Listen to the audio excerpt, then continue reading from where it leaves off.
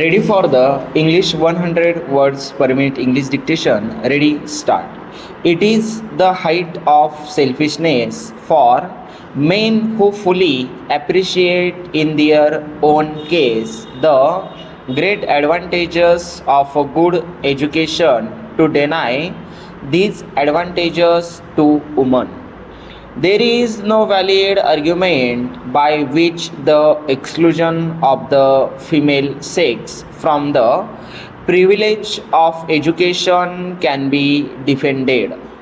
It is argued that women have their domestic duties to perform and that if they were educated, they would bury themselves in their books and have little time for attending to the management of their household.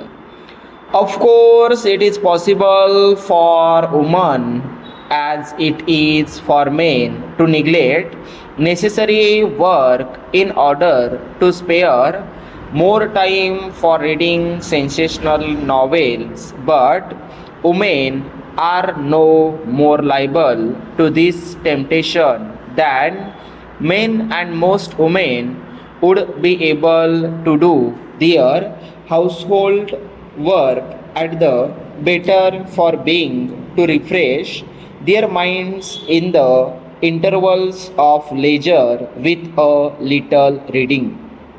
Nay, education would even help them in the performance of the narrowest sphere of womanly duty.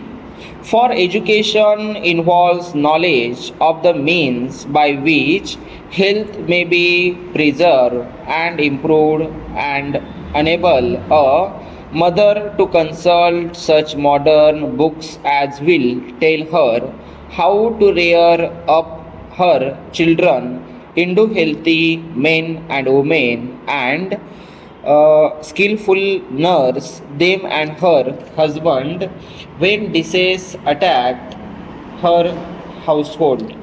Without education, she will be not unlikely to listen with the fatal results to the service of superstitious quakes who pretend to work wonder by charms and magic. Paragraph.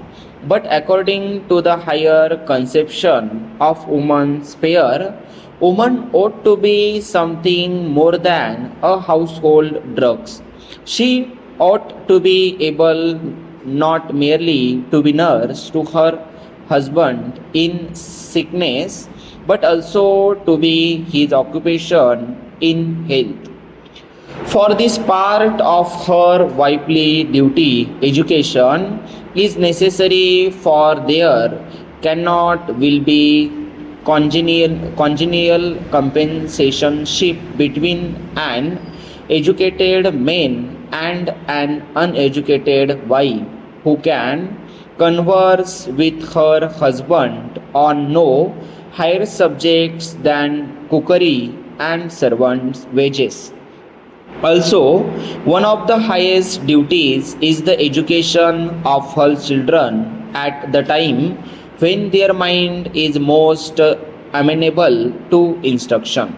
A child's future life to a large extent depends on the teaching it receives in early childhood, and it is needless to say that first foundation of education cannot be well laid by an ignorant mother. Stop.